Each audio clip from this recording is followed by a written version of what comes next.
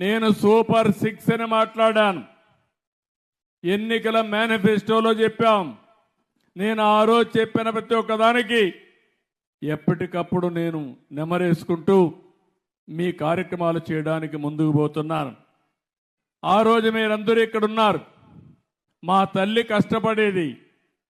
ఇంట్లో వంట గ్యాస్ లేకుండా నేను చిన్నప్పుడు చూస్తే ఆ పొగంతా వచ్చి కడుపులోకి పోయి కళ్ళలో నీళ్లు వస్తూ బాధపడుతూ చూసేవాడిని.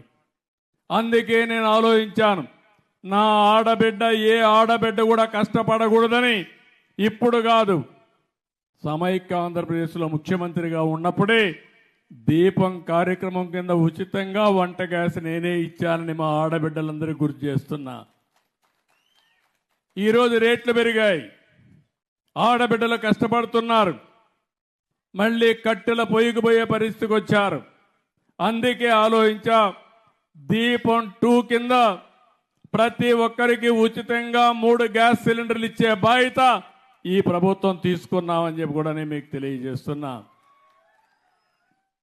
అంటే మీ ఖర్చులు తగ్గించాలని, మీ ఆదాయాన్ని పెంచాలని, మీ జీవన ప్రమాణాలు పెరిగే విధంగా పనిచేయాలని ముందుకు పోతున్నాం.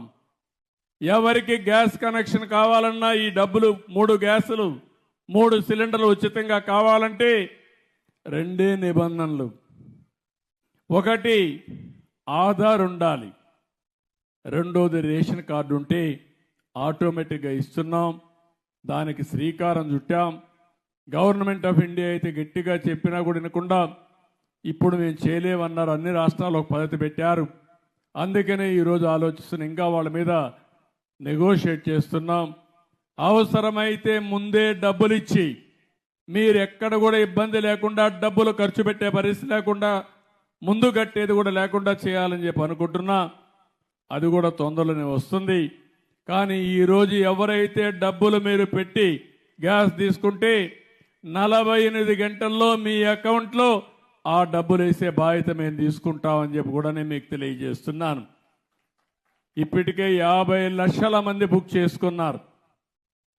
ఇంకా మిగిలిన అర్హులందరికీ ఈ గ్యాస్ ఇచ్చే బాధ్యత మేము తీసుకుంటాం.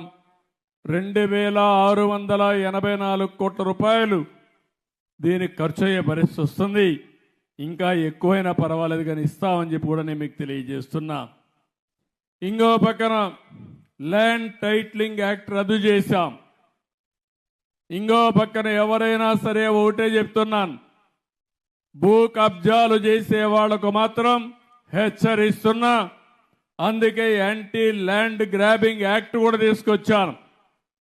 మీ భూమి ఎవడైనా కబ్జా చేసినా జోలుకొస్తే తాట తీసే బాధ్యత ఈ ప్రభుత్వం తీసుకుంటామని హెచ్చరిస్తున్నా. ఇంతమను రికార్డులే తారుమారు చేశారు. మీ భూమికి రక్షణ లేకుండా పోయింది. ల్యాండ్ ప్రొటెక్షన్ యాక్ట్ను కూడా తీసుకొచ్చి మొత్తం కబ్జాలు చేస్తూ ఇష్టానుసారంగా భూములన్నీ రికార్డులు మార్చేసే పరిస్థితికి వచ్చారు. నాకు వచ్చే పిటిషన్లు మీరు చూస్తే 40 నుంచి 50% పిటిషన్లు భూ సమస్యలే వస్తున్నామంటే భూ బకాసురులు ఏం చేశారో ఒక్కసారి మీకు అర్థమవుతుంది. ఇప్పుడే మీరు చూశారు, మద్యం పైన చెక్ పెట్టాం. ఒకప్పుడు మీరు చూస్తే నాసి రకం మందు వచ్చేది. మీరు పక్కన పోయి కర్ణాటక పోయి మందు తాగేవాళ్ళు. ఇప్పుడు ఆ బాధ లేదు. ఇక్కడే స్వేచ్ఛగా తాగే విధంగా ఏదైతే ఉందో నాణ్యమైనది కర్ణాటకలోతో సమానంగా ఇక్కడ కూడా మద్యం రేట్లు తగ్గించడమే కాకుండా ఎక్కడ కూడా నాసి రకం మందు ఇవ్వకుండా మీ ఆరోగ్యాన్ని కాపాడే బాధ్యత తీసుకున్నాం. ఈరోజు మనం చేయగలిగామంటే, ఆ రోజు చేయలేకపోయారంటే దీనికి కారణం లాలూచి చేశారు. మద్యం తయారీ దగ్గర నుంచి ఎక్కడైనా షాపులో అమ్ముకునే వరకు వాళ్ళ మనుషుల్ని పెట్టి వచ్చిందంతా దోచుకున్నారు. సొంత ఖజానాకు పోయింది. ఇప్పుడు మీకందరికి కూడా మద్యం ధరలు రేషనలైజ్ చేయడమే కాకుండా నాణ్యమైన మద్యం ఇచ్చి ఈరోజు మీరు ఒకసారి చూస్తే ప్రభుత్వ ఆదాయానికి కూడా పెరిగే పరిస్థితి వచ్చింది. ఆ ఆదాయం వస్తే మళ్ళీ ఈ సంక్షేమ కార్యక్రమాలకే ఉపయోగపడతాయని చెప్పి కూడా నేను మీకు తెలియజేస్తున్నాను. మద్యం దోపిడీకి అడ్డుకట్టేశాం. నేను ఇంకొక మాట కూడా చెప్తున్నాను, ఎవరైనా సరే ఎక్కడైనా బెల్ట్ షాపులు పెడితే మాత్రం నేను కూడా బెల్ట్ తీయాల్సి వస్తుంది, జాగ్రత్తగా ఉండమని హెచ్చరిస్తున్నా. నేను చాలా స్పష్టంగా ఉన్నాను, మద్యం జోలికి ఎవరు రాకూడదు.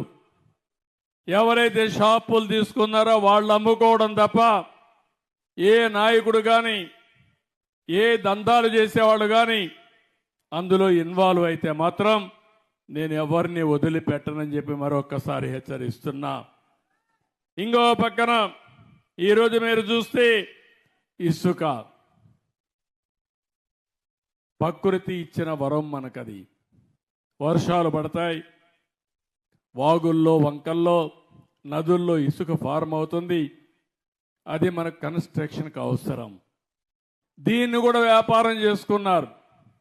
దీన్ని కూడా ఆ రోజు ఇసుక అంతా కూడా దందాలు చేసి పెద్ద ఎత్తున నాశనం చేసే పరిస్థితికి వచ్చారు. వీళ్ళు 1000 కోట్లు సంపాదించుకున్నారు. పేదవాళ్ళకి ఇసుక దొరక్క భవన నిర్మాణ కార్మికులు 40 లక్షల మంది ఉపాధి లేకుండా నానా అవస్థలు పడే పరిస్థితికి వచ్చారు. నేను ఈరోజు అందుకనే ఒకే హామీ ఇచ్చాను, మీ ఊర్లో ఇసుక ఉంది, తెచ్చుకునే స్వేచ్ఛ మీకు ఇచ్చాను. మీ ట్రాక్టర్ తీసుకెళ్ళండి, మీరే ఇసుక తెచ్చుకోండి. ఎవరైనా అడ్డం వస్తే నా పేరు చెప్పండి, అవసరమైతే నిలదీయండి, తాట తీస్తామని చెప్పండి. ఇది ప్రభుత్వం ఇచ్చిన స్వేచ్ఛ మీకు. ఇది ఎవడైనా అడ్డం వస్తే మాత్రం ఏం భయపడక్కర్లేదు. 2వ గేర్లో పోతా ఉంటే 4వ గేర్లో మార్చి స్పీడ్ పెంచండి, ఏం కాదు. నేను ఈ పేదవాళ్ళ ప్రభుత్వం ఇది. ప్రకృతి పరంగా ఇచ్చిన ఇసుక మీ హక్కు తప్ప ఈ పెత్తందారులకు ఆ హక్కు లేదని చెప్పి మరొక్కసారి మీ అందరికీ విజ్ఞప్తి చేస్తున్నా. అందుకే మీరు ఫ్రీగా ముందుకు వెళ్ళండి.